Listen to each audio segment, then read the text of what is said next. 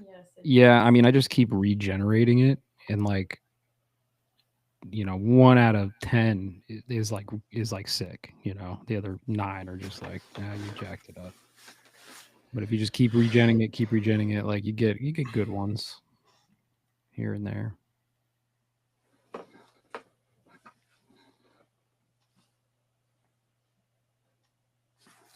Why does it still say welcome to our live show? I edited that shit out.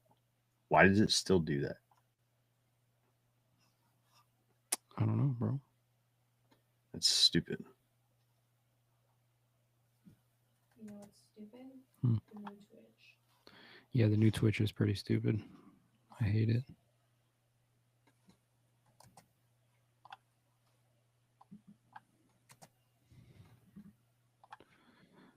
It I saved definitely. everything. It saved the description. It saved the tags, except for the title. We That didn't change. got to start going live on Rumble too. I was thinking about it as well. What up, Skeeter? Rumble's apparently popping these days. Especially for these kind of topics.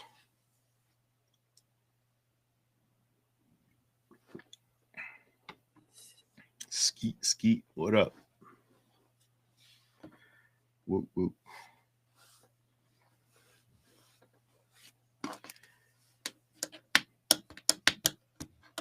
It gave me a really cool one, but it jacked up the antlers too much.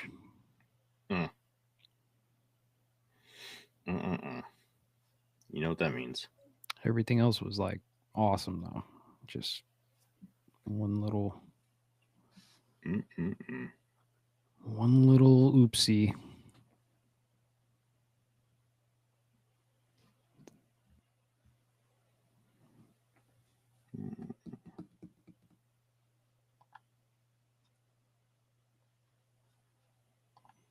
Okay, I'm done with that.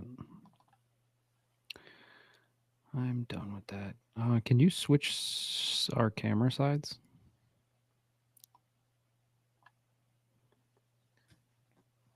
You're a princess. I don't know how it doesn't bother you. Because I don't look at us when we talk. But Oh, the people do. the people do. The people. I'll do it for You the look people. like you're talking to the opposite.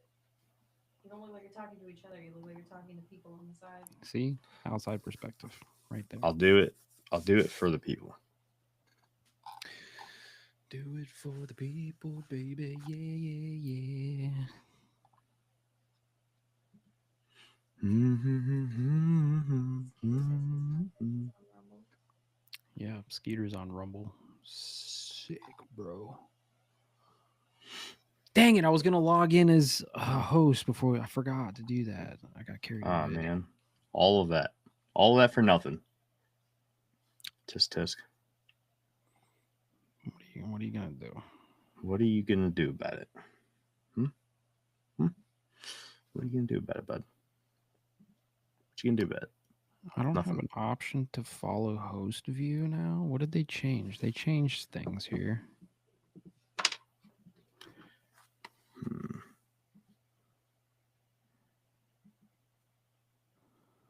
They changed things.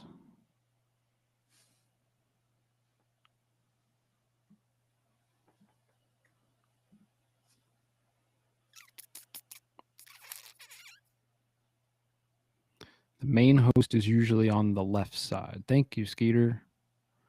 Thank you. Yeah. Thank you, Skeeter.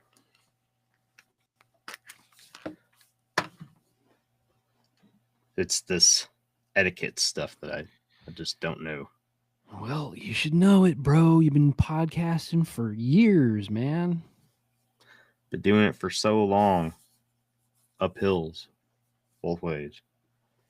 In the Let me snow. let me share the. Oh, of course, there's an ad. I can't share the link. Oh, I gotta wait for the ad. He also can't be in moderator view. Yeah, I know. I don't even use moderator view anymore because I hate it. It sucks.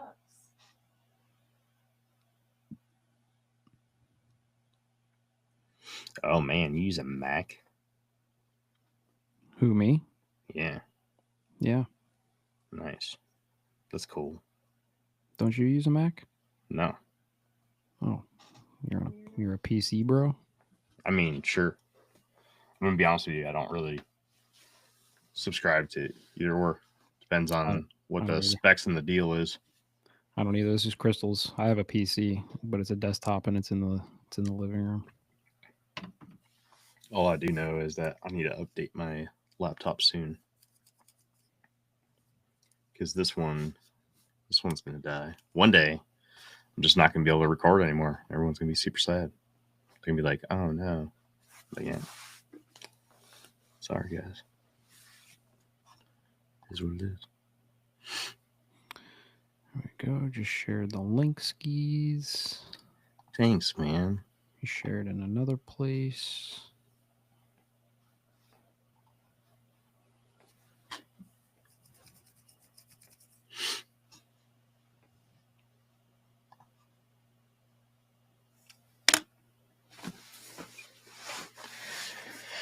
All right, we're at 8:06.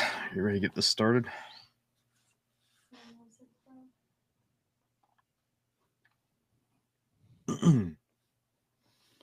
Post that.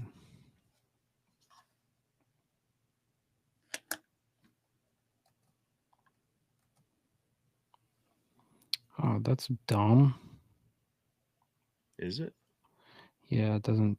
I gotta edit that because it doesn't post the link. It just posts the dang. I post the link, but not the link. You know what I mean? Oh yeah. That's crazy, man. All right. You ready to do this? Sure. All right. We're gonna do the beginning a little different today. I actually had to do some research today. So I wrote up a little script, give us a little flashback to the past. But that's pretty much as far as the scripted stuff goes, just the intro. You ready to roll? Yep. All right. Welcome back to the Infinite Rabbit Hole podcast. I'm your host, Jeremy. Friends, we've always explored the deepest shadows of reality. From the forests where cryptids roam, to the secret chambers where governments hide the truth about UFOs. Speaking of which, the veil is getting thinner than ever. Just weeks ago, in a new congressional hearing, we all saw the footage. A missile hits a silent, spherical UAP and bounces right off. An object that defies our known physics, impervious to our most powerful weapons. But here's the thought that truly gives us pause. What if that high strangeness technology, the orb that laughs at a Hellfire missile, isn't from another star? What if it's merely a piece of hardware in a different kind of game? A game controlled by something else entirely. The rabbit hole isn't down a dirt path or under a mountain. It's right here, in your hand, in your pocket, and in the lines of code being written right now. For decades, we've asked, is the world a simulation? Well, what if that simulation is just about ready to stop simulating and start governing? We're not talking about a distant sci fi future anymore. We're talking about now. The rapid, almost unbelievable explosion of artificial intelligence feels less like an invention and more like a controlled revelation. Why the sudden blinding speed? Why the rush toward a world where every piece of information, every decision, and every creative thought is being filtered, generated, and potentially controlled by a machine? In this episode, we're going to look past the glowing screens and the helpful chatbots to examine the most frightening conspiracy of our time: the rise of the AI gods and the architects of the coming technocracy. We'll be diving deep into the dead internet theory to ask if the human element online has already been completely replaced by AI bots pushing a unified narrative. We'll discuss the unsettling possibility that these powerful entities, the true owners of the algorithmic future, are consolidating their power, and how AI may just be the final, irreversible mechanism for total control. The kind of control that renders even the mystery of a missile defying orb secondary to the system that allows it. It's time to stop just questioning reality and start asking, who's writing the code? Welcome back to Infinite Rabbit Hole. All right, Jeff. Welcome, bud. What up, bud? Ooh. Getting a little feedback there from you. You getting feedback from me? Slightly. Just a What? little buzzing. Buzzing. Just a little bit, bud. Just a little kiss. Is it still doing it? Nope, you're good. Oh, that's weird. Must be my cable that's been jacked up for 3 years. You give me a lot of shit about a lot of shit, but yet you still won't replace that cable. You know? Now every time you do it, I'm gonna be like, hey man, you remember that cable? Remember that thing you can go get for like $5? Yeah. If not less. Yeah, I know. I still need to get a mixer for the secondary mic that we have sitting down here. Yeah. The one that I slaved for, the one that I sent to you that you never thought you would get. Oh, my LED lights fell off the bottom of my desk and they're stuck to the microphone, in fact. Man, you're falling apart, bud. You know, it's just one of those things, man. I've just been. We had a long day. We did have a long day. We went to the Epic Universe at Universal, saw the Nintendo World and shit. It was cool. Hell yeah, man. Was that cool? Dude, it's so sick, bro. So cool. It's so I'm not gonna Was lie. it sick? Was it cool? It was so sick, dude. It was so sick. Real question though, what about it, man? I mean, the whole new theme park, Epic Universe, is pretty cool, but you know, I'm a nerd. The Nintendo World was definitely like you walk in there and you're just mind fucked. There's so much. It's like overstimulating to just look at all the stuff that they built in there. It's insane. If I ever hit the lottery and I have like billions of dollars or something, I'm building that in my house. It looks like you're in the video game. Yeah, you're literally in. Not even like you're in all of the. Yeah. They mashed all the Mario games up into one like world that you're walking around in. So it's like got the 2D side scroller Mario 1, 2, and 3 mixed with like Super Mario World. Like it's just cool, man. It's cool. Hell yeah, man. That does sound cool. Maybe I'll check out a YouTube video or something on it. Definitely. And we had a purple pizza and it was delicious. Oh my god, it was so What? Yeah, what's that stuff called? Ube. Ube. Ube. Sweet potato. Yeah, it's a yam. Yeah. Purple yams. They make pizza. Oh, yeah. Yeah, dude, it was so good.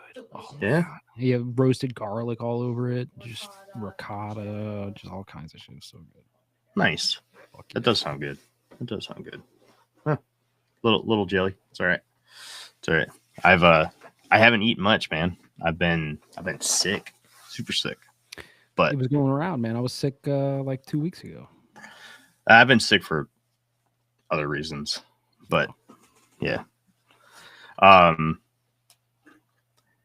Yeah. So not much not that. Not that. No, not doing new treatments for the VA. So medically induced sicknesses, illnesses, side effects. Hell yeah, Kinda- your injuries are not service related. Sorry. Okay. Whatever, man. You say what you want. Isn't that what they always say? It's not service related. Sorry. Go Oh home. no, they can't deny mine. But whatever. Anyways, getting off that subject because that's a long twisted road that's probably not made for this podcast. But let's dive. Actually, you know what? I got a little bit of news to put out for the show. I've been teasing new shows for a while now, and I have a few events coming up, a few one major, few minor things that are happening, and then I'm gonna start hitting one of those shows pretty much full board. And my goal is to get the first episode's out before the new year. And that is the solo documentary show. So that is on the table to be heading to you guys before the new year. Sorry it's taking so long. Just got a lot of things ahead of me right now. Doing this pretty big thing. October 7th, I believe it is, Tuesday, October 7th. Surprisingly, I found out who my partner was on it. I knew I was working with somebody, but I didn't know who. Just found out last week that it was Sir Lyle Blackburn, the cryptozoologist. For those of you guys that are into the cryptozoology news and everything and follow cryptozoology, you will be very familiar with the name Lyle Blackburn. Very, very cool dude, man. Super stoked to be working with Lyle on this project, and it's just hang tight because I'm trying to get links for people to see it. It's only going to be about 2 hours long. It's a one-shot thing as far as I know for right now. But it's kind of it's one of those things where this podcast has opened up an opportunity for me. And I'm excited to do it, and to get an opportunity to do it with somebody like Lyle is just absolutely mind-blowing. So hang tight if you're following the socials, watch the socials, and try to keep your Tuesday, October 7th night off. I don't know what time yet. I think it's 5 p.m. Central Time for 2 hours, I think. Could be wrong there, but I'll know more here in the upcoming days. I want to say that this episode here, no, I'm going to try to put this out tomorrow. I think this topic is important enough to be able to put out tomorrow. So I'm going to try to stay up tonight and get this episode out tomorrow instead of the one that we've pushed back for months now. It's kind of funny. I think that's pretty much it. So new show coming out. I have this one big event and a couple other smaller ones coming to fruition here soon, and then I'll be able to put a lot of effort into that. I got some really cool guests on the horizon here for Infinite Rabbit Hole. Yeah, you got anything, Jeff? Nope. Not really. All right. Hang tight because I am going to be announcing the name of the new show coming up here soon. And there is a slight possibility that the third show will be sneaking in here even sooner than that.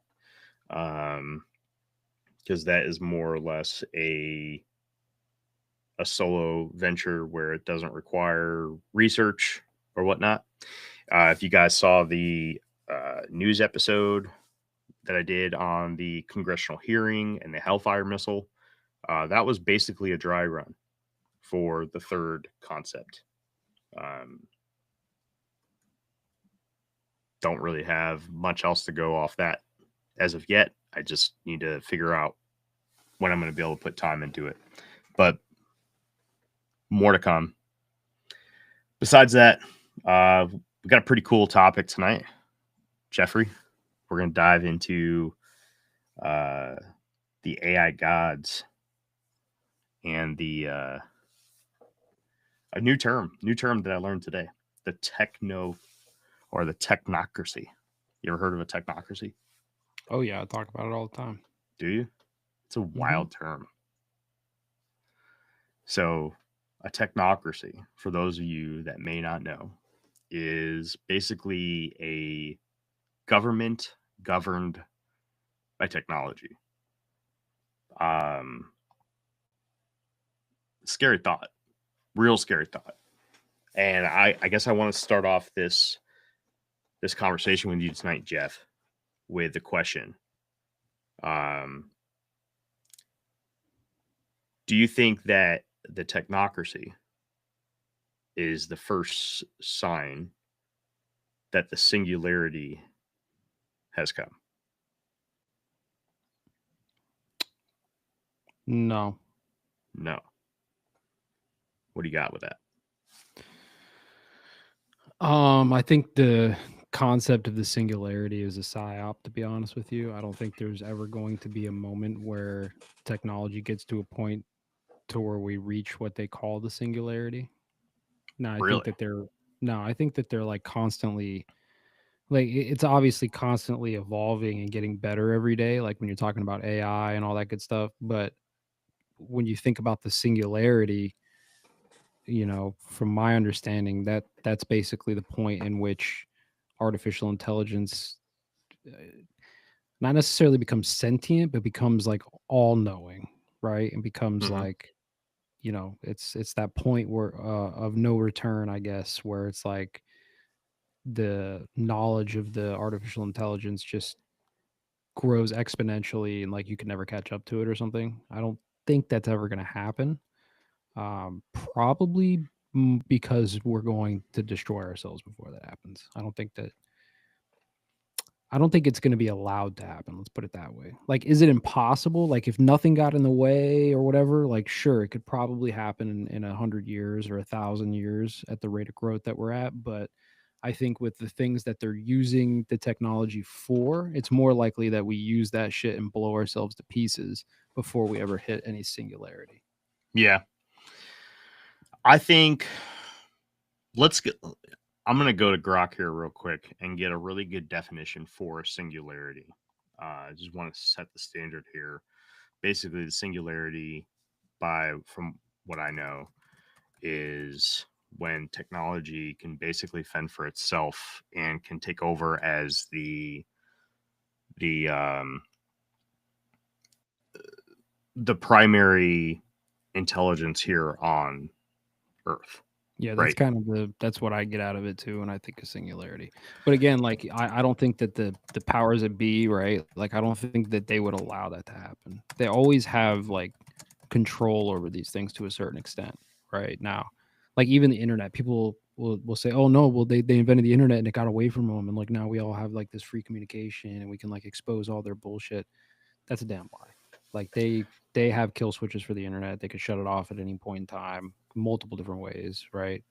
Um, and I think it's the same thing with AI. I think that they're coding certain safeguards into the AI, not safeguards to keep you and I protected, but to keep their control protected. Yeah, I think to a point you're correct. I think that it's a slippery slope, though. I think that it can easily go very, very wrong, and it can go very wrong without us ever really realizing it. But I do have the definition here, just to give everyone a clear definition of what the singularity actually is. Go for it. The technological singularity is a hypothetical future point where artificial intelligence surpasses human intelligence, leading to rapid, unpredictable technological advances that fundamentally transform society. Yeah, that's pretty much it in a nutshell. The part that I have a problem with there is just the unpredictable part, right? Because they already talk about like the things that it's going to be able to do, like, oh, it's going to get to a point where it's going to help us, cure all cancers and stop aging and develop warp drives and like all these things that we think about. Like I've heard these billionaire tech types talk about it being able to create those things. So that's not unpredictable. It's Yeah. predictable. They're predicting it right now. When you say unpredictable, that means it's going to start doing things that they're just not even considering. And I don't think that's going to happen. And it could. Like I said, I think that they'll develop some weapon with it first, and that weapon will cause World War III or grids to go down or whatever the case might be. A lot of people don't realize like how much energy it takes to run AI infrastructure, right? It takes so much energy that if the AI gets to a point where it's just like growing exponentially and like outpacing our knowledge and is doing like unpredictable calculations and things like that, like there's not even enough energy. We don't produce enough energy for it to do that. You know what I'm saying? Yes, but as technology moves on, the need for the amount of energy reduces. That's been true for everything that we've ever created. So, I mean, when you look at cars, right? Any car now takes less energy than it did 10 years ago, 20 years ago. Okay. Same thing with radios and TVs. Everything takes less energy. AI is going to do the same. I don't think so. It will, but I agree.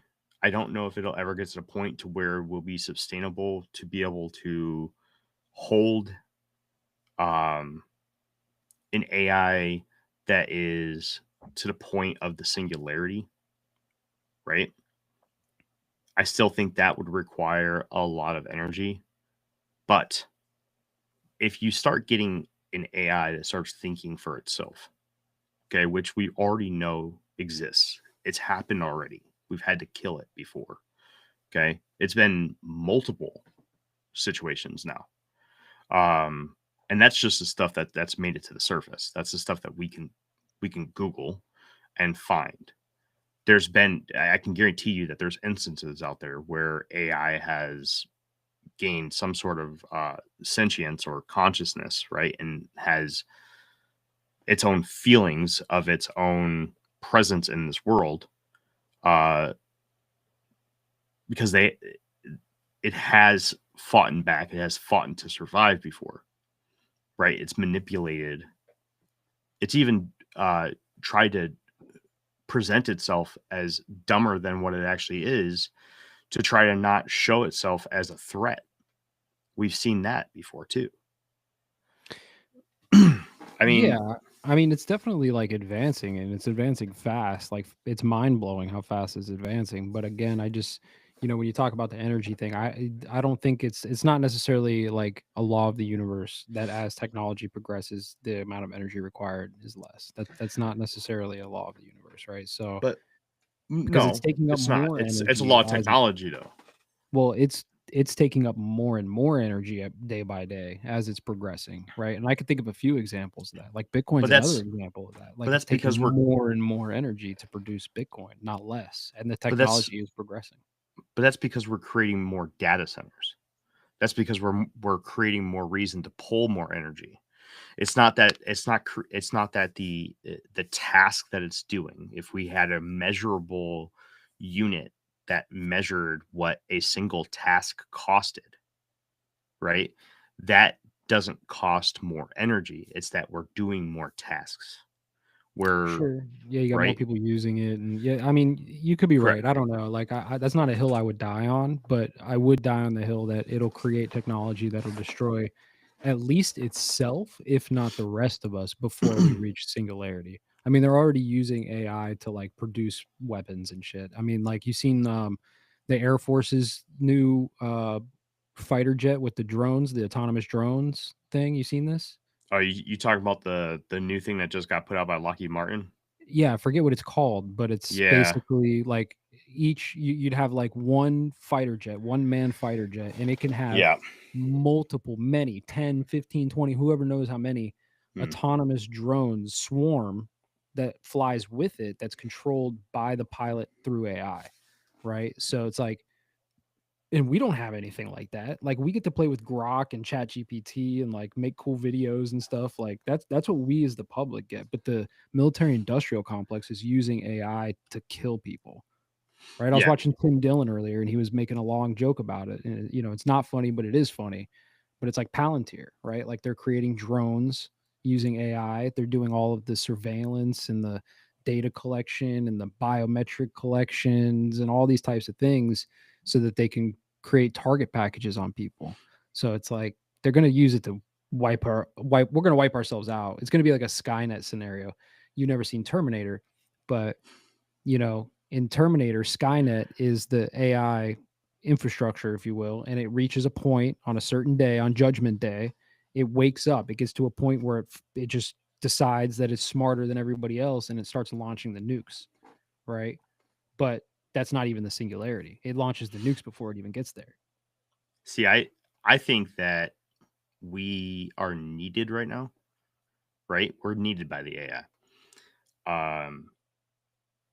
Because as of right now, AI doesn't have physical defense, and it also doesn't have a physical way of manipulating matter. I don't think that it is a stretch to really believe that that jump isn't going to happen. This isn't like cordyceps, right? The fungus that is very popular amongst zombie themed shows like The Last of Us, right? The Last of Us is a cordyceps themed zombie where the fungus finally had made a jump from controlling bugs, ants, right, and to controlling mammals. That jump may never happen, but the jump from AI being strictly just electricity or electronics, software, right, to being able to manipulate physical matter using gears, hydraulics, pneumatics, heating, cooling, any kind of movement or energy, I don't think is that big of a jump for technology to make. I think it can happen. I think it can get to a point to where it can find a way to harness its own energy. It may be able to harness solar and wind, hydro energy much more efficiently than we could. I mean, think about something technology based that isn't dumbed down by the human mind. I mean, the human mind has limits, and AI may not, right? Yes, we built the code, but if you have something that's consistently increasing the stability and increasing the ability of its own code, then the possibility of what it can do can literally be infinite. Yeah, I mean, I guess, but I still think there's a level of psyop there. I think we're kind of in this like soft war right now, and AI is like the big tool. Like if you go back to the Cold War, it was the moon, right? It was the space race, and there's a good argument to be made that like the footage of us going to the moon is fake. And then people Mm-hmm. will say, well, why would they fake it? Oh, because we needed to make Russia think that we made it there. Right. Mm-hmm. And I kind of think that's where we're at with AI. I don't necessarily think it's as smart as people are led to believe. I think that there's like a good argument to be made to say, hey, look, this is why they're telling us it's growing so fast and how amazing it is, because they want to make sure that China, Russia, and all these other countries that we're at odds with, they think that we're doing something crazy with AI when it's not as crazy as what they're making it sound like. I mean, you can look at China's, was it DeepSeek? Was that their AI that came out like a year ago? Yeah. Right. And everybody was like, oh shit, like it's way better than everybody else's AI. And then like it came out like, oh, nope, just kidding. It's actually not that smart. Right. They faked it basically. Right. It was like it was AI, but it was like a fake amazing thing. And I think Right. that's where we're at with AI right now. I think that there is code and there is artificial intelligence to a certain level, but I don't think it's like self-thinking, self-replicating, self-improving at all. I think it's people and you know, technology that are doing the thing. I don't think it'll ever get to that point. So here's one thing I want to make super clear, right? I don't think that. All right, let me restart that. When I'm talking about AI, I'm not talking about Grok. I'm not talking about Gemini. I'm not talking about ChatGPT. Okay. For example, right? Uh, Currently, I've introduced the tool of AI to a few people in my life, right? And I've been introduced by you, right, through Grok. Um, and when you first get to play around with it, it's pretty mind blowing, right? It's pretty cool what it gets to do. But as you get to play with it and you really get to understand it, you really start to just see that all it's really doing is Google searching. It's just doing it really fast. It's doing it super efficiently, right? And there's still a script, if you will, that it's following, because you can go to Grok and you can ask it a question and tell it to put it in a certain format, but there's always this skeleton, if you will, this framework that it will reply in, unless you tell it not to do that. Yeah, but even when you do prompt it like that, like it's just there's other code for that, right? Like I don't know, man. Like it just. But that's not the AI I'm talking about. Okay, there's other AI. You're talking about like Palantir and like the shit that we don't even know about that the military is using and stuff like that. Yeah, I get that. But again, I don't think that it's doing anything for itself, right? It's not self-replicating or self-improving. It's other people improving it. So I don't know that it'll ever get to that point where it just starts all of a sudden, like we hit that singularity and like it just starts going and we're like, oh no, like we can't keep up with this fucking shit. And it's just spitting out answers to the universe. Well, like, I don't think that's gonna happen. Think about it, man, because it really only takes a few lines of code that you didn't necessarily think about thoroughly before you put it in there. It really doesn't take a lot, right? If you put a specific line of code into an AI that gives it a little bit more than maybe what it should have, not necessarily that you didn't mean to, because I'm pretty certain that anybody who is developing an AI is trying to make it the best it can. So they're probably doing whatever they can to make it better than the other AI that's available. Doesn't mean that there isn't code that you shouldn't be putting in there, right? All you have to do is put just that little bit of code in there that gives it that little bit of extra thought process, that little bit of something. I mean, you know what I'm talking about, right, man? Where it's, I'm sorry, I'm laughing at the chat, right? I know, I'm trying not to pay attention to it either. What up, Possum? What up, Soup? I got a few of my homies in here. That's cool, man. I dig it. But next time you go on a rant, I'm gonna look up the name of these AIs that they had to shut down, because there was quite a bit of them that they had to shut down because of this whole thing where it started thinking for itself. It started doing things that were throwing up red flags about it having its own knowledge of its own existence, its sentience, right? Yeah, I mean, I've seen those stories. Dangerous, man.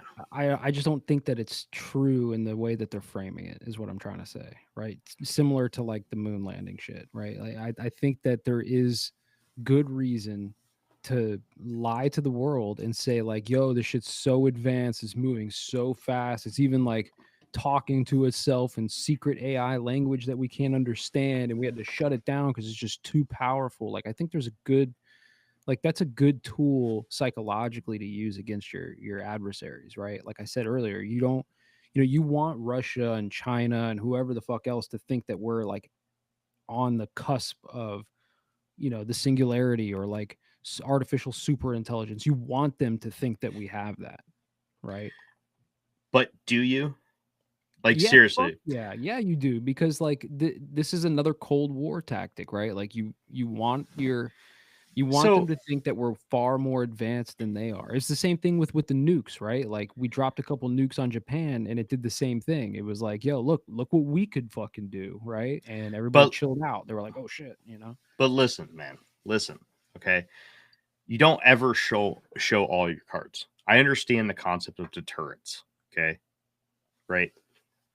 That's the whole reason why we have a naval fleet is to show strength. It's a whole act of deterrence. That's why we deploy aircraft carriers around the world in different theaters, because we need to have a presence out there just a, hey, don't fucking do anything stupid because we're here, right? It's deterrence. We put these out there, and I understand the idea of we had this whoopsies with AI and we had to kill it, and here's the full story of it to be a deterrence. But you don't ever put out your full set of cards. You Well, they don't do that, don't. They right? don't. They're like, for those said, like the military or military industrial complex, Lockheed, whoever it is, they're 10, 15, 20 years ahead of us in technology, right? And that includes AI. Right. So, I'm sure they've got like super advanced, computing, right? Call it that. Because, I think when we use the term AI, it's hard to differentiate like what we're talking about or what most people think of AI and then what I'm talking about. Right. So Mhm. I think there's like some high level computing going on for sure. Right. Machine learning and large language models, all that stuff. It's like it's happening. But again, I just don't think it's intelligent. I don't think that I think that even just the term artificial intelligence is part of that psyop too, right? And you have other countries doing the same thing. This is what I was talking about with DeepSeek, right? China drops DeepSeek, and everybody's like, "Oh shit!" Come to find out, it's really not that smart, right? Well, yeah. Okay, so there's that new term that's going around, right? The AGI. You've heard of AGI, right? Artificial general intelligence. I've heard two different definitions for this: general intelligence and generative intelligence. Um, I I don't know if there's necessarily a difference between the two. Um, from what I understand, it's just two terms that define the same concept. Basically, just the next step of AI, but just being literally an artificial intelligence, right? Instead of just being an advanced Google searcher, as like Grok and Gemini and ChatGPT is, Mhm. right? So this would be something that has legitimate natural thoughts, original thoughts, not just something that is is put into a database that it can pull from. Uh, Meaning, you go in there, you ask it a question, and it does a quick Google search, and it compiles an answer out of the hundreds or thousands of articles that it quickly breezes through in a matter of seconds, right? This would be an actual something that gives you an opinion by its own consciousness, if you will. Not, Yeah, I don't see that being possible. Is my point, right? Like, because all they're doing is they're plugging these into the internet and they're letting these. A better term for this, instead of artificial intelligence, instead of AI, would be like DA, data aggregators, right? Because that's what they're really doing. They're just Mhm. aggregating information and data from the internet or whatever the inputs are. And it's just really good at like sorting and sifting through and organizing that information. But it's not coming Correct. up with anything on its own. Like nobody's like coding, okay, here's an AI, and then just like letting it loose and it's just like coming up with shit. Like no, it's like pulling shit from somewhere else that's already out there and like aggregating, organizing, searching, spitting it out. Like that's what it's doing. So Right. I again, I think even the term artificial intelligence is just a psyop. And look, dude, everybody in the world is talking about AI, and everybody in the world has their own thoughts on like where it's going, where it could go, right? I mean, the new iPhone, Crystal got the new iPhone, and it's got like AI assistance on it, right? Which is something I've been talking about for a long time now. But it's really just doing the same thing. It's just another quote unquote smart device that's just aggregating information, your data, your routines and patterns. And it's just like compiling them into a way to make your life easier. It's just an AI assistance. And really, again, AI is a bad term. It's really a DA assistant, Yeah. right? I like that term a lot. I think that's spot on. That defines what it does really well. And again, what I'm not talking about is the DA stuff, right? That's your Grok, that's your Chat GPT, Gemini, Well, Siri, Palantir is whatever. doing the same thing.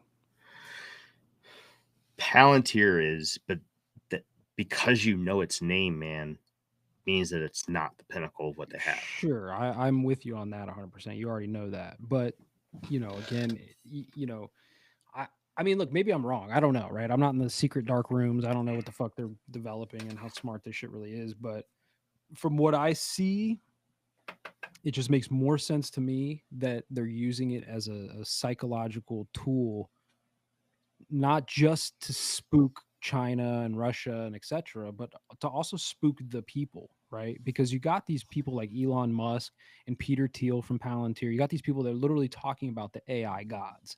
They're literally talking about, hey, in the future, the AI gods will be able to dictate, all these laws and put everything in place, and like there won't be any more wars because the AI gods are like, dude, they talk about this shit openly, and I think that's part of the tool. It's part of the psyop. Like, let's make the people think that the AI is going to get so smart that they'll put all their trust in it, right? Because we already do, and they've done it kind of like, what's the word I'm looking for? Like sneakily, I guess, right? Because if you go on Google, right, and everybody's seen this in the last couple of years, if you Google something, you used to just get links, right? Mm-hmm. And boom, boom, boom, boom, boom, and you'd have to go. Now you Google something, you get the AI answer.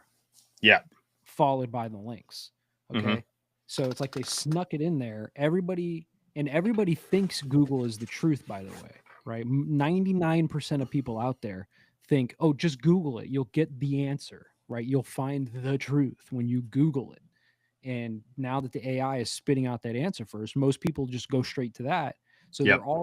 you're already like putting like subconsciously, you're putting all your trust and all your faith into this AI. And in a couple of generations from now, that's going to be like so normal that there probably won't be politicians anymore. It will be an AI overlord, an AI god of some sort that just makes all the decisions, and we're all just going to be like, yeah, that's normal. It's the smartest thing out there. It knows everything. Yep. But everybody's forgetting that some dickhead is the one who coded it and is like prompting it on some level, just like you prompt Grok, right? You Yep. put in a question, hey, do this thing, and then it gives you an answer, and you're like, that's not quite what I want. So you reprompt, and you reprompt again. You do that 5 or 6 times, and you get what you're looking for, right? Yep. Somebody else is doing that on the front end, and then they're Mm-hmm. putting it out to the wild for us. So somebody still has to, somebody has to set the database. Yeah. Yeah. And perfect. This is the perfect slide right into the technocracy, because that is defined what technocracy is, right? It is by every way a government governed by technology. And what you're saying right there is a perfect example, right? Like what you said, when somebody tells you, or you ask somebody, hey, what's the answer to this, and what's their most common answer, if they don't know the answer, is Google it, right? But even if you're in a debate, if you're conversating with somebody and you give them a piece of information that they don't necessarily know, whether they do it right in front of you, or that they do it 5 minutes, 10 minutes after the conversation, or if they do it, when they're laying in bed later on that night, they're Googling what you said, right? And 9 times out of 10, they're going to look at that very first blurb right there, that AI blurb, and see what that says about what you said. And if you don't, we'll just go back in time here, just, to multiple episodes of the Infinite Rabbit Hole now, and I'm sure Shadow Band, there was multiple times where that blurb would have told you one thing, and now time has gone by, and conspiracy has now become reality. So it's really strange, just the nature of humanity and how willing we are to be manipulated by words on a website that we have been manipulated incorrectly by more times than we can even count. And it's and our memory, our memory of our abuse is quickly forgotten. It's really stupid. Yeah, and it goes deep, like a little deeper than that too, right? Because they've been working on this for a long time. Probably, how long has it been? 15 years ago, I was working at an SEO company, search engine optimization company. So Mhm. we would, I was a sales guy, and we'd call these people up and try to get them on the first page of Google to promote their business and all this shit, right? Yep. And in 15 years ago, I had a picture. You can find this right now. You could Google it. They were using the eye tracking technology, because what they were doing is they were using the forward facing cameras on your phones and on your laptops and all that other shit. And they could see where your pupils were landing on that first page of Google when you Googled something, right? So you would Google, plumber near me, boom, whatever. They got so much data, right, from people's eyeballs landing. And here's the scary part. It's not even scary. It's obvious when you think about it. Your eyes always track to the top left corner first, generally speaking. Just like when you're reading a book, you Mhm. start in the top left corner of the page and you read left to right and down, right? And that's just naturally how we do it. And if you look at where that AI answer is, when you Google something, it's in the top left corner of the Mhm. screen. It's like they spent the last 10 years or so aggregating this data of where your pupils land first, and they know the attention span is too low to go down to the bottom of the page or to the fifth page or whatever. It's whatever's right there is the one. That's the business that gets the most business. That's the answer that gets the most hits, etc. So they put that AI answer right there in that hot spot, knowing full well that 95% of people will go straight to that and only that. And that's the truth, right? Yep. And it goes deeper than that too, because that eye tracking technology 15 years ago was even showing that the dilation of the pupils, they were taking the dilation of the pupils into account in their data. Because when you see something that excites you or interests you or creates a fear reaction or a visceral reaction of some kind, your pupils dilate, accordingly. And they were tracking that with your forward facing cameras on your shitty little iPhone 10, right? They could see that your pupils were dilating just ever so slightly when you saw a certain thing. This is how the algorithms work now. If you're scrolling through whatever, Facebook, Instagram, TikTok, even if you don't watch the video or like the video, you just kind of stop for like 1 second longer and your pupil dilates just a little bit. They can tell, oh, he likes that. He likes that. He doesn't like that. That created a visceral reaction just on the pupil dilation. And they put all that together and they slapped that AI answer right there in that spot. It's so funny. It's crazy. Have you ever I don't know, you probably have friends on both sides of the aisle politically, right? Oh, yeah. So I have many within, especially within my old Navy circles and stuff, right? Uh, there's plenty of liberals and conservatives in the Navy.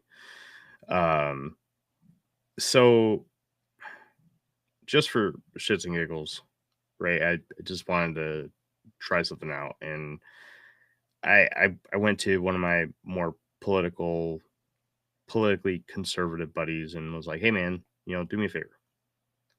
Ask this question to this particular AI." It was Google Gemini. I'm not gonna say what the question was. I'm not gonna say what the answer was because it is a very political question.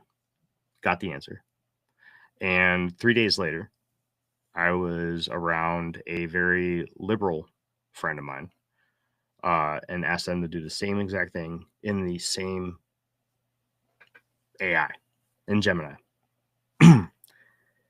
I got answers from both of them that were specifically curated to their political likeness. is very, very interesting to see. And Yeah. it's There's been studies on this that people have really actually taken the time and like studied this deeply, and yeah, 100%. it's very, very interesting, and it really, I guess this is where I really got interested into the whole idea of the technocracy, right? And the splitting down the middle, and especially with this whole thing with the Charlie Kirk assassination going on and stuff, because there's some really, really sketchy shit going on with this. I know that we've talked about this already on one episode, and we kind of dove into some of the details and everything that we could break down. But there's been so much more that has come out, so much more that people have found. And yet you can take the a point that somebody has found, and you could believe it wholeheartedly. Be like, wow, that's really good freaking evidence, right? And you can go to one person and say, hey, so what about this evidence? And they will have a curated answer for you that their whole side of their party has against this particular point. And then you could take that same piece of evidence and go to the other side, and then they will have a curated point.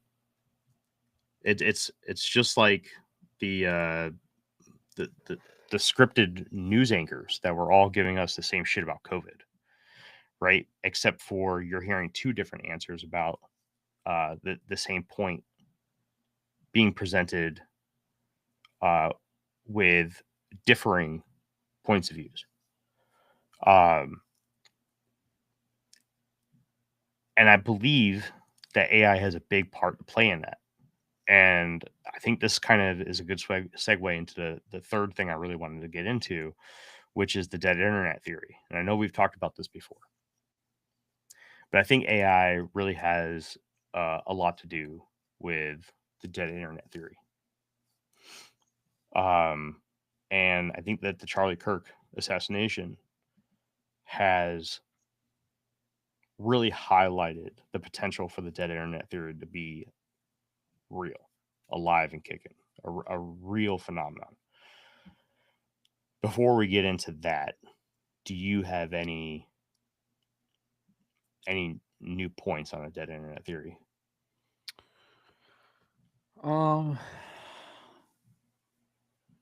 Not really. I mean, maybe I'll think of something when we start talking about it. But I do just want to, but just before we pivot to that, I just want to bring up one thing real quick. It's related to this, but it's a little bit of a sidestep. Predictive policing. Have you heard of this? Is this like the where they're using AI to predict when people commit crimes or will commit crimes, and Yes. then pre-charging them before they do it?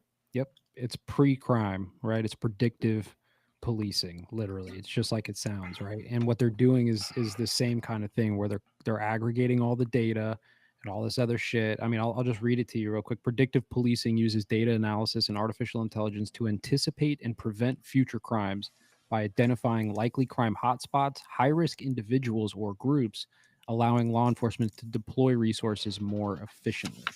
Right. However, the system faces criticism for perpetrating racial biases, violating privacy, and undermining public trust, particularly when historical arrest data reflects existing systemic biases. Right. So, like, and what's interesting is if you look up predictive policing, right, one of the first like suggestions is Palantir, and Palantir's predictive policing software is called Gotham, just like Gotham City, right? So like they're always doing this weird little fucking thing, right? This little what's the word that we used to use back in the day? Predictive programming, right? So they're doing like this predictive programming, predictive policing. They're using this AI thing. So I don't know. It just like it all connects to the technocracy, right? Situation.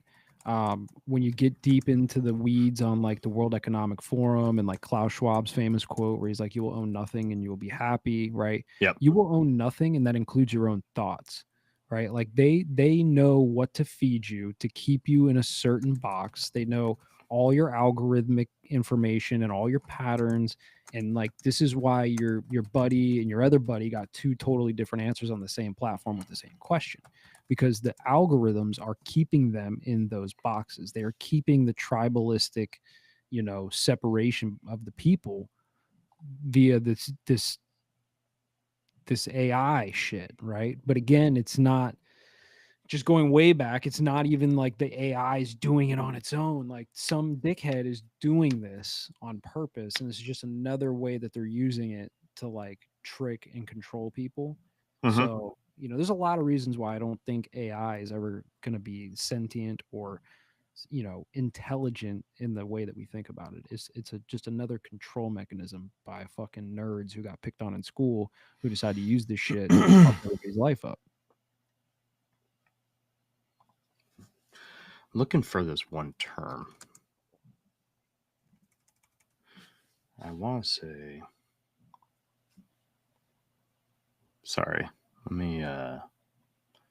Because this is another thing that we were. I almost hate to admit this, but we had a guest scheduled for today. The same guest that we had scheduled for the fourth time. Cut off, bro. Cut Yeah. off, man. Yeah, I don't know if that's ever gonna happen. And when I got just the fourth time, where on the day of recording, we got canceled or postponed. I went into kind of like a freak out mode and was like, well, I need something to fuck canceled up now. Sorry, bro. If you are listening to this, which you're not, but if you do listen to this, like, don't be mad at anybody but yourself, brother. I mean, like, I know you got books to sell and you could have come on this show and you would have sold books. 100% you would have sold books. But we tried to get you on here multiple times and you just don't want to, bro. And that's fine. If anybody wants to, like, you can hit me up. I'll tell you who it is. And I've got an episode with the guy. You can go back 5 years and look at my episode because it's going to be the same fucking presentation anyways. So either way. Sorry. Yeah, I'm pissed about it. It is what it is. I'm not gonna talk shit about him. He knows who he is. But yeah, he sent me a video of his presentation afterwards today, and he's like, "Yeah, man, just tell me what you think." Oh man, I'm good. I'm not gonna check out your shit, dude. I'm done with this. But I kind of just went into like a mode where I was like, shit, this is like the fourth week where we don't have anything to talk about. So I got to figure something out. And I just went into, my backlog of things that I wanted to talk about. And this was actually a topic that I wanted to talk about on one of the new shows that I had planned. Not the solo documentary, but the other one where I really wanted to break this down. So I'm pulling a topic off of that. But one of the other topics that I really want to dive into at some point is just dissecting the concept of cognitive dissonance. This is another concept or thing that we're seeing a lot of right now. A lot. And I think AI is playing a huge role into it. Because you can manipulate AI. And just like what I was saying, with two of my buddies, you can go on AI and get answers curated to your political, religious, spiritual preferred belief.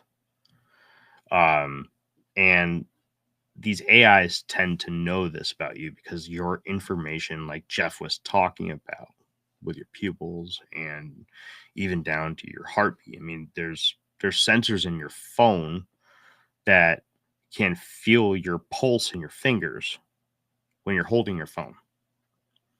Okay.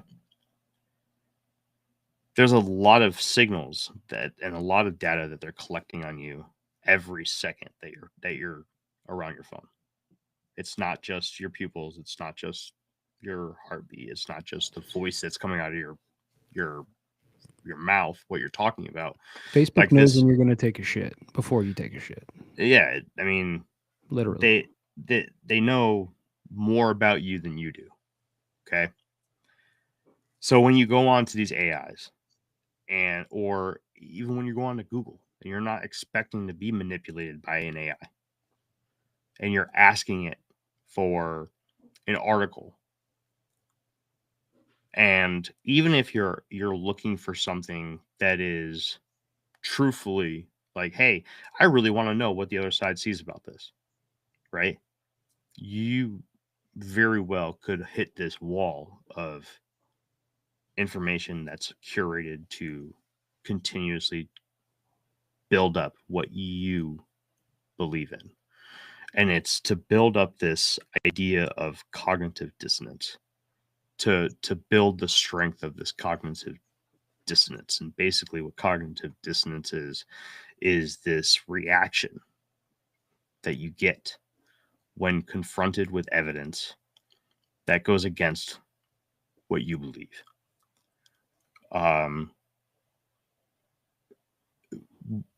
Right now, we are in the prime of a huge issue here in this world where cognitive dissonance has taken over the population.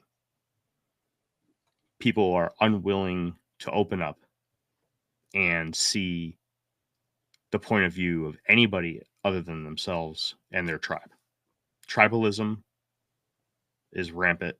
Cognitive dissonance is rampant.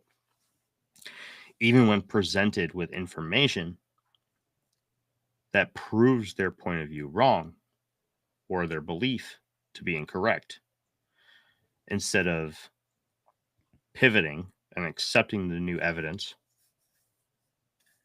they dig their heels into the sand and they create ways to prove that their point of view is correct. Am I on the right page here, Jeff? Yep. This is something that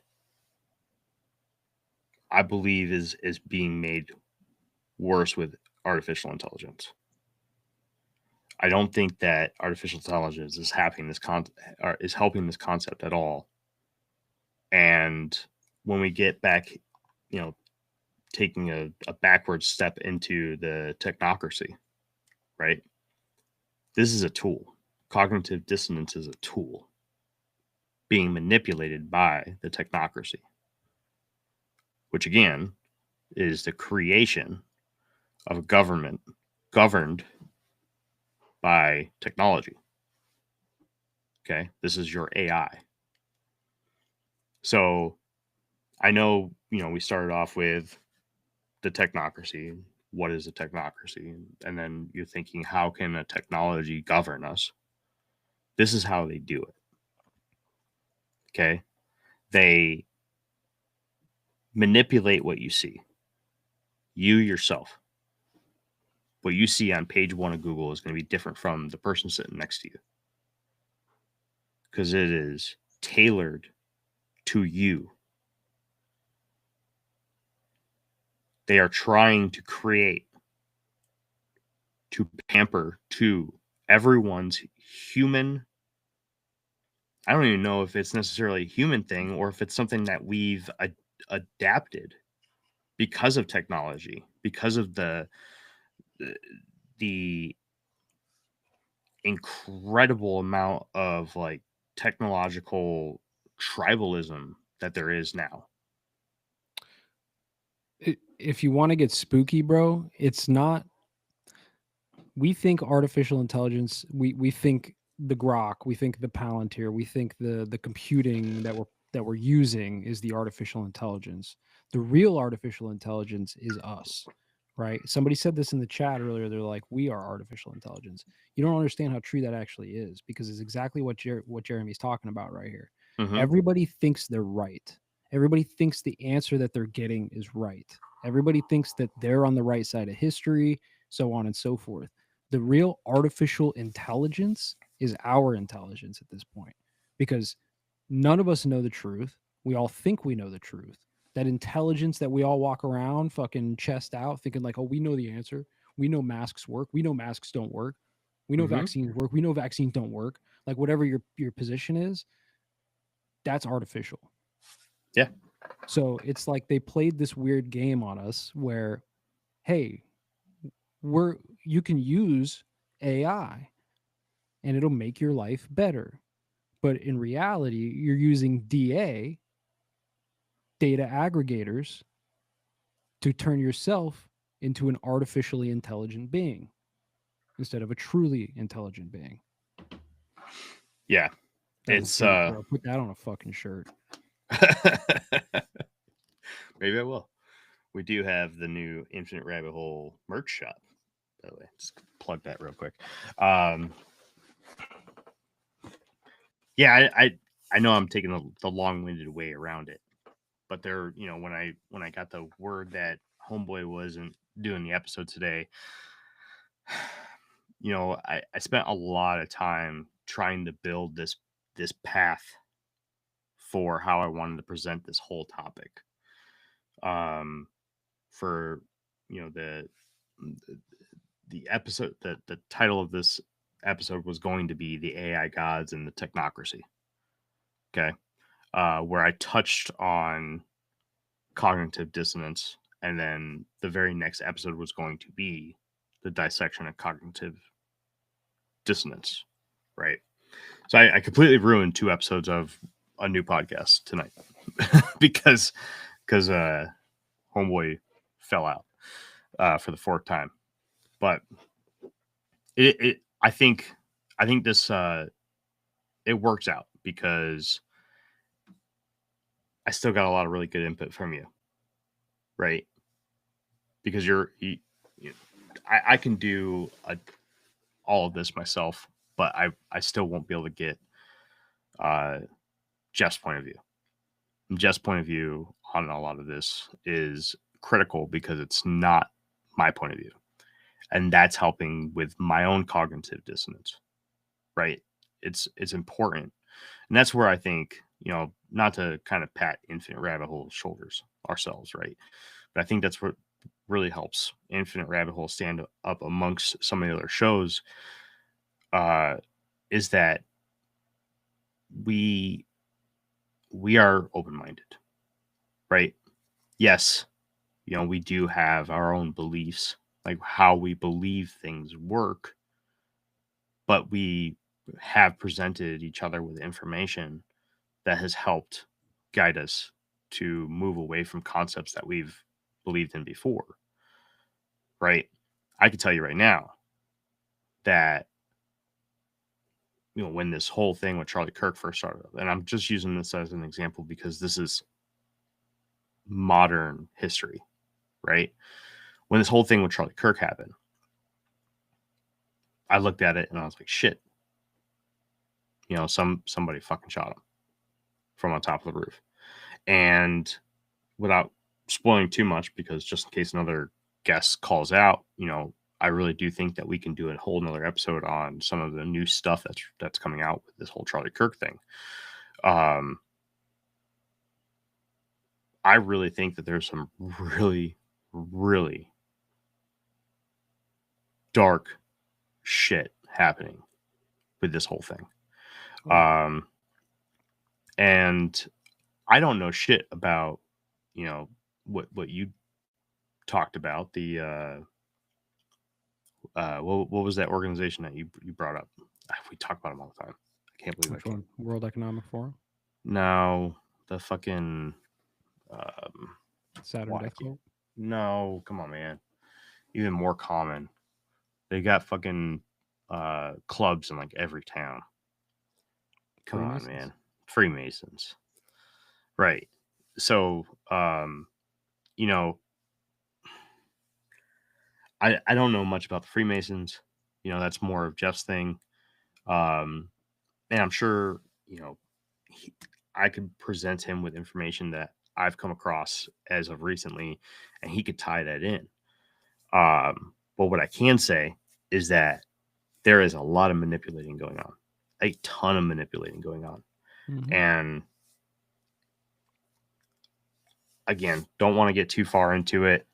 But there is a lot, like the whole storyline is just being manipulated Yeah, on but multiple fronts. that's pretty normal, at least from my perspective, because every time like a major event happens, it only takes a certain amount of time before like a lot of the conspiracy nuts out there, all the Reddit nerds and the 4chan nerds, like they start figuring shit out and they start posting stuff. And this with every major event, dude. Like you always find out that the feds are involved, right? We just found out that there was 257 federal agents at January 6th. Yeah. Oops. Yeah. Oops. Fedsurrection, anyone, right? So, and then you find out like every one of these major events, there's connections to intel agencies, whether it's the CIA, the FBI, Mossad, right? Whether you're talking about the Boston bombing, Oklahoma City, 9/11, Las Vegas, fucking all of them, right? Mhm. It gets to a point to where like it's almost obvious when it happens. And then Yeah. you see like the same playbook. Like you see this guy who shot up the ICE facility the other day. Same playbook, etched writings onto the bullets, the whole 9 yards. It's just it's almost comical at this point when you start really like thinking about it that way. And then you start really wondering like how much of this shit's even happening, right? You don't want to be that guy that says like, hey, that didn't happen. You don't want to be like a Holocaust denier, right? Like you don't want to be labeled that. It's a form of ostracism. But Yeah. when you start really thinking about things like this, you start to really question like, did that event even happen any way like they tell us it happened? Whatever event it is, right? Whether it's Charlie Kirk or 9/11 or etc. Man. There's okay. I have to talk about one thing when it comes to it because it just bothers the fuck out of me. Right? It has to, just like with the other episode, right? There was just things I had to get off my chest. I'm trying to keep up with the chat, so Dubs and Possum and Spectrum. I appreciate you guys contributing to the chat. Sorry, I'm not getting to all of you, but Spectrum had put in here about Erica Kirk's music video, and I just seen this come through today or yesterday about the music video. So I haven't even had a chance to really look into it, but I did see that there was some weird stuff. But there is one thing that I just to put it out there, right? I just need to get this out there because a lot of people are fucking talking about it, and it's really pissing me off.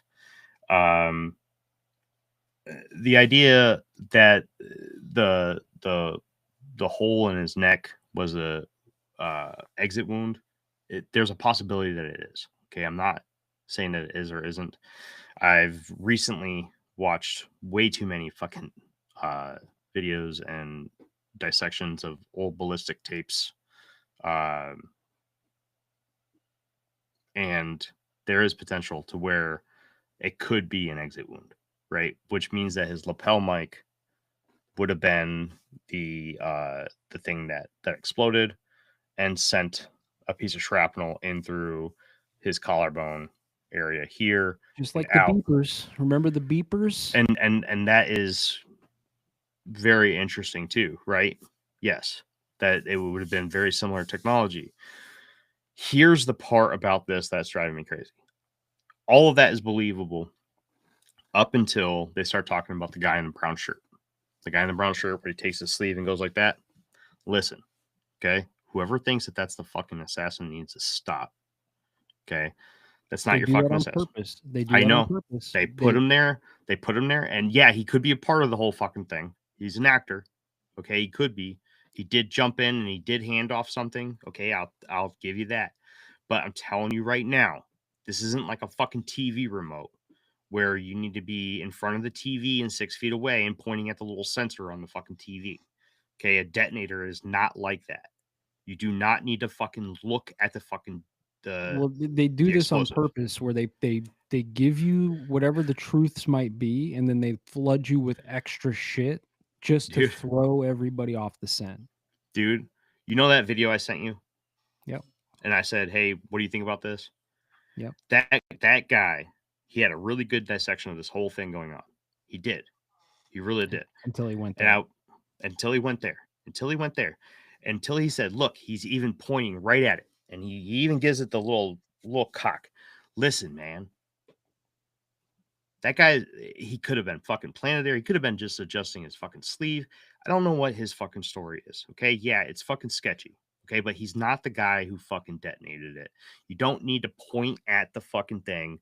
You don't need to do that. That's not how detonation works. This is Remote how they detonation get. doesn't work like that. This is how they get the truther community is by, again, like flooding the information with extra information and Dude. bullshit information, because they know a lot of these big YouTubers, etc., will pick up on one little thing and be like, that's what happened, and they're so like certain on like this is it, and then it's easy to discredit those people because it's like, sure, there's a lot of people that'll believe it, but like, there's no proving that. There's no, you know what I'm saying? So like, it's easy to just discredit and set that aside as another one of these conspiracies because, oh, look, he said that was the guy, and they'll latch on to that, right? Like, No.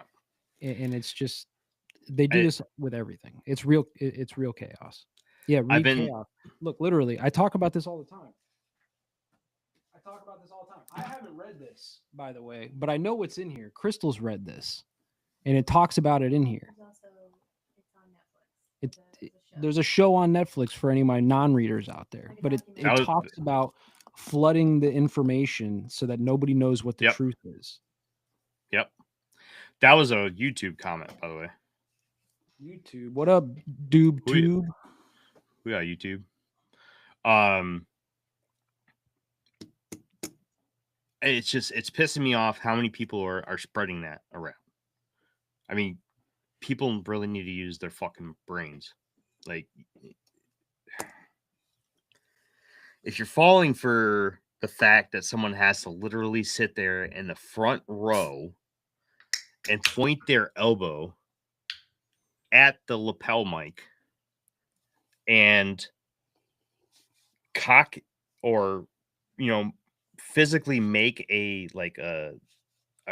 cocking motion to detonate the lapel mic explosive, you're farther gone than what can be helped.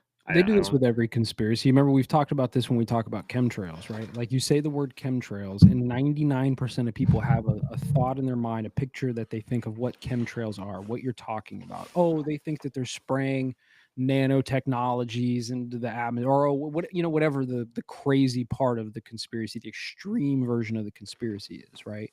And it's easy to discredit and laugh and point your finger because, like, oh, they're talking about they're spraying vaccines out of planes. Like, no.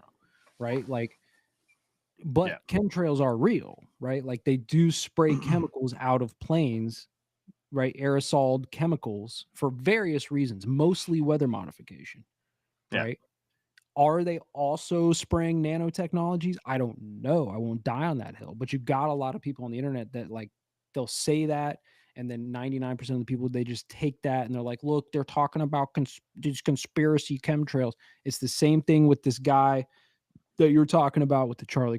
It's all of them. They do this on every single operation that they do. And that's another like red flag for me. When I start seeing that type of shit, I know something else is happening besides the narrative, right? As soon as now, like, because they, homeboy could have got shot, and like, it could have been a very cut and dry, like, situation. But because they added in all the extra shit to throw everybody off the scent, right? Like, I'm on to this. So I don't know what the truth is. I don't know what happened exactly, but I know that based off of all the little fucking weird shit that they did, that the narrative that they're telling us is a lie. That's all I need to know. You know what I'm saying? Yeah, it's the amount of information that's being flooded is absolutely insane. It's stupid. It really is. I don't. There's no other way to really define it. But just to bring it back, I think that's what they're doing with AI too. I think that I really think that they're using the idea of AI and everybody's perception of what AI is and is going to be. They're using that in the same way that they do with all these other operations. So we all think that the AI is going to become God one day when it hits the singularity. But that's not the truth, right? Again, I don't know what the truth is, but what, like maybe I'm just like a contrarian. Maybe I'm just too contrarian, right? At this point in my life. But whatever the mainstream idea of the narrative is, I'm pretty sure it's not that thing. Hmm. Well, let's see. We're at an hour 25 minutes. Yeah. There was a few other things that I had on my flow chart for this topic that we did not get into. Right? We basically got into you brought it up for me. I had described it a little differently. I described it as an algorithmic gaslight. Same concept, right? That's the AI, the Gemini at the front of um, Google searches, right? That's what I basically termed it myself, was the algorithmic gaslight. Um, then the erosion of trust, right? Let's see. Oh, one thing we didn't get into. Well, you sort of did when you got into like the futuristic crimes thing. The black box problem, right? AI decision making is often opaque. That's the black box concept of the whole AI decision making. When a system makes a decision that affects a person's life, such as denying bail, flagging a job application, the lack of transparency makes the ruler unaccountable to the ruled. So, The most common use of that right now is in banking. So when you go to yes. fill out something to get financing for something or whatever it is, you're trying to get a loan, they're inputting all your information. And, back in the day, it used to be like a person, a human being would like analyze the information that you write down on the sheet and they would decide whether or not to give you this loan or to finance Mm-hmm. your purchase. Now they just stick it into the database and the AI, or the DA rather, just Mm-hmm. aggregates that information and decides like, is this a risk or not? Yep. But Exactly. yeah, that's moving into other aspects too, like predictive policing, and eventually it'll move into like governance, right? It probably already is, but like on a wide scale that's like obvious and known, right? I think that they're doing it now in governance, but they don't want us to know that, right? Because we're all under this, um, we're all under the what's the fucking word I'm looking for, like illusion that we have elected representatives, like we're electing these representatives to go and pass laws on our behalf, and they're representing their districts and what the people want. Like that's what a lot of people think is actually happening. This is why you hear this, like, again, a psyop, our democracy, like, oh, it's a threat to our democracy or whatever the case is, right? When they use that term, it's just another psychological operation because there is no democracy, bro. Right? Yeah. Yeah, that's and key term. That's why the way I defined technocracy in my little flow chart mini script here that I had written up for this episode, for the new show, right? I had defined it as rule by unelected technical experts, replacing democracy. AI is the ultimate technocrat, and those who control the AI will soon control all mechanisms of state and society. That's how I defined. There's a few things that they need to control, and they've said them all out loud. Control the weather, control the world, control the food, control the world, control the information, control the world, Mm-hmm. right? This is why, people are going to laugh at me, but this is why Alex Jones is ahead of his time when he named his fucking company InfoWars. It's Mm-hmm. literally what it is. It's an information war. Mm-hmm. And this is why there's so much kickback or pushback when it comes to when people want to talk shit about mainstream media. Yep. Because that is literally one of their major tools. Mm-hmm. That is their biggest tool. That is Yeah. their one of if not their most influential tool. They're literally trying to pass laws, and there are laws on the books in some countries, but they're trying to do it here in the States for misinformation and disinformation, like criminally charging people for misinformation and disinformation. And it's like, what?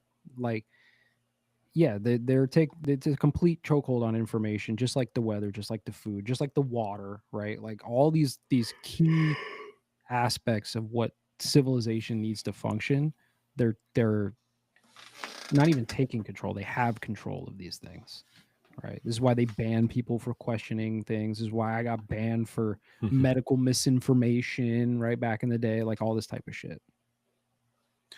And then there is just kind of give a tease out to some of the people who are messaging the chat on Twitch about UFOs. I think Jan Dubs was probably the guy with the most time talking about that, right? I do have a topic coming up on the new show titled UAP and AI, the Convergence of Mysteries. And just some of those key points that I have written down. My research isn't done with that yet, but some of my key points are the AI system made manifest, human reverse engineering, and the pre-programmed disclosure. Those are the three things that I'm going to be visiting on that. So I just want you to know I didn't just look over your messages there, man. I know I've seen it, but I have a whole nother episode dedicated to that topic, so I didn't want to get too far into that.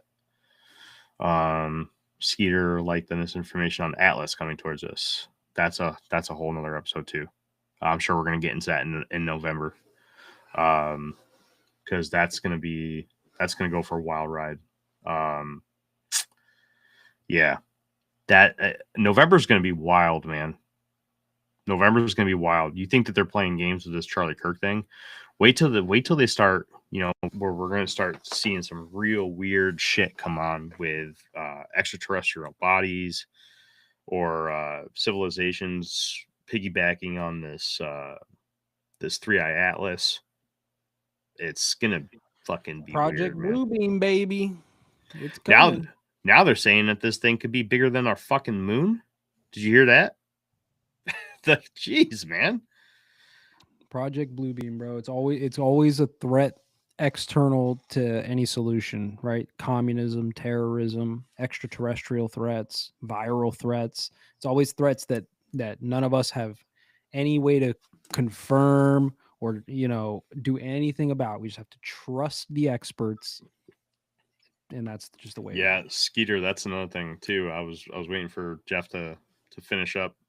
That's the newest thing that I heard, is that the slightest turn that it just made, a couple days or weeks ago, the trajectory has it potentially slamming into Mars now. Something the size bigger than our fucking moon, potentially slamming into Mars. Good, fastest thing we've ever seen, potentially slamming right into Mars. Fuck, dude.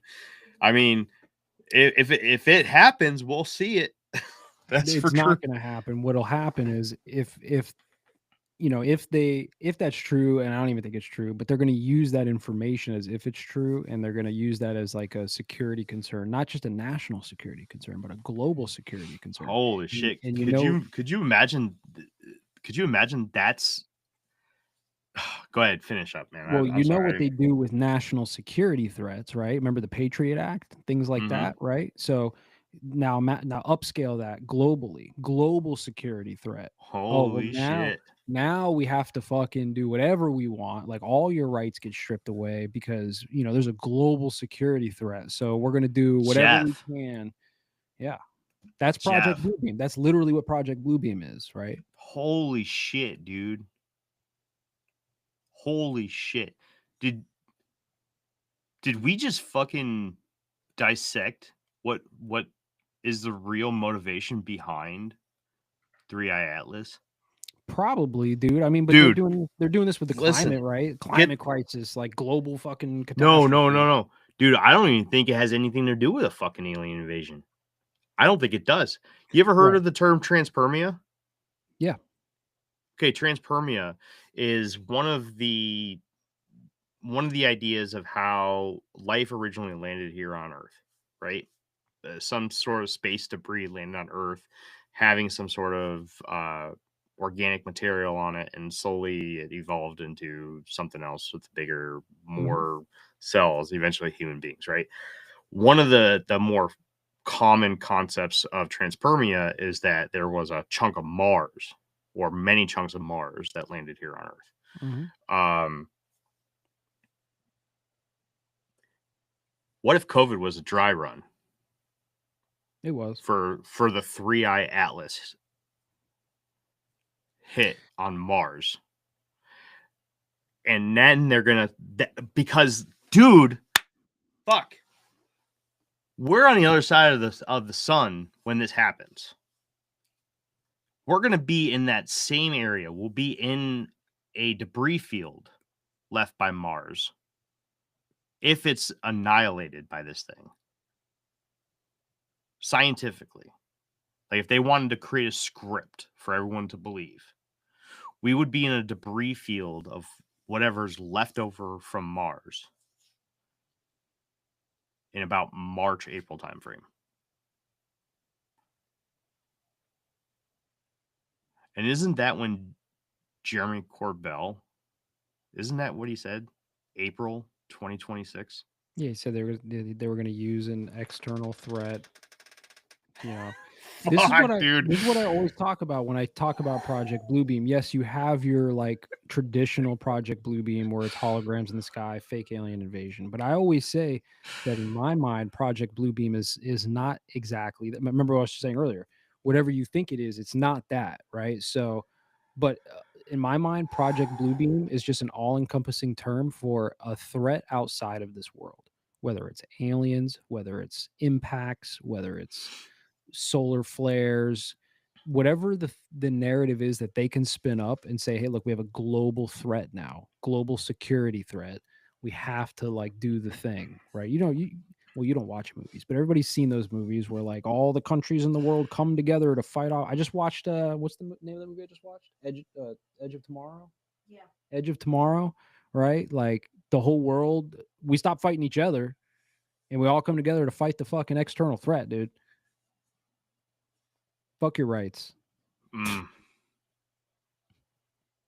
Dude, and they are publicizing this shit out of this 3-eye atlas right now too. Yeah. They're like the script is there. It's all there. COVID was a dry run to make sure that they can get us all to do it. Right?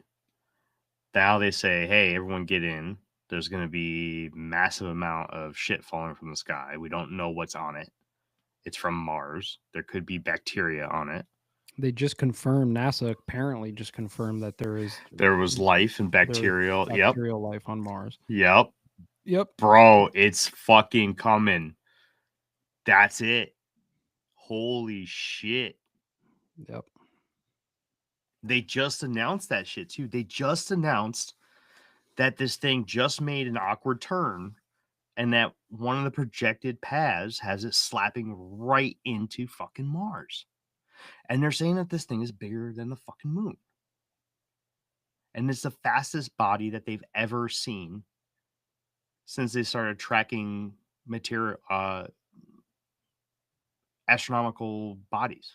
Look, man, you know how I feel about space, bro. I think that all the information they tell us about space is fake to begin with. So, I don't think that that's actually happening, right? I don't think there's actually an object flying through our solar system. And I don't think that that's real, right? But it doesn't matter because all they have to do is say that it's real and then act on the fact that that information is real. Could not even be real. We could be a stationary, flat fucking Earth with no space out there, but doesn't matter because if they tell us space is out there and this object's going to hit Mars, like, and then they start fucking passing emergency laws and shit, like, doesn't matter. You know what I'm saying? But like personally, I don't think that's real.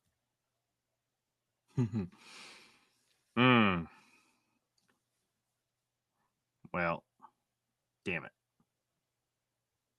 So like basically what I'm saying is don't be afraid that that's actually going to happen and it's going to cause cataclysms on Earth. No, but Right. that you could see that that's the path that they're gonna play. Sure. Definitely be concerned that they'll use that information, like I said, to strip away your rights and to fucking, enact global martial law and that kind of thing. Like, sure, that could totally happen.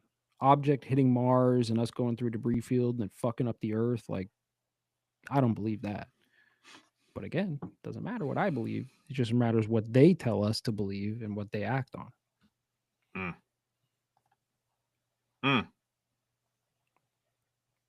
It's my bedtime, bro. Yep. Well, I'm not going to bed. I'm going down a rabbit hole. And switching laundry like my wife just texted me to do. Because I'm a good boy. All right. Well, good stuff, chat. Good stuff. Everybody. Shoot, we had participation from YouTube today too. We don't get that. So thank you. Schlitzy. Appreciate it. Yep, had a bunch of the Milsim homies in here tonight. Appreciate you guys showing up. Appreciate the support very much. Yeah. All right, just cross my T's, dot my I's real quick. All right. Jeff, you got anything else to put out, bud? Not really. I mean, the Shadowban website's still not online, but we got some cool ideas for shirts and stuff. So hopefully sooner than later we'll get that up. Speaking of the Milsim guys that are in the chat, we are actively recruiting for that. So if you're interested in Milsim gaming, shoot me a message. I'll get you in. I'm good. I did this shit in real life. Yeah, you did it in real life. Well, so did a lot of guys in the Milsim. But yeah, good. See, I got my challenge coins up here, boys. Look at them. This guy's a shill. Look at them. Those are shill coins. You don't even know what challenge coins are, guy. No, I don't. Exactly. They're shill coins. You just stay with your Milsim. I'll stay with my real challenge coins up there. There you go. Yeah. All right. All right. Well, that's it, everybody. Appreciate y'all for coming out. I'm gonna stay up and get this episode out. Definitely try to cut some clips, but I gotta work a 14-hour shift tomorrow, so might not get it tonight. But anyways, all right. Yeah. Okay. Sorry, just making sure everything's good. Okay. All right. Thank you, everybody. This has been another episode of the Infinite Rabbit Hole podcast. Next week, we have a special guest. We have Sir Jason Hewlett coming on the show. He won't bail on us. He will not bail on us. I know that because he's a good guy. I love Jason. Great guy. Old boss man of ours. Old boss man. He's going to talk to us about a book that he's got coming out on October 6th. So Infinite Rabbit Hole is going to take a dive back into some of the cryptids and stuff with good old Jason. Jason's always a good time. So we're going to take a step away from the conspiracy and we're going to dive into lore and legend. But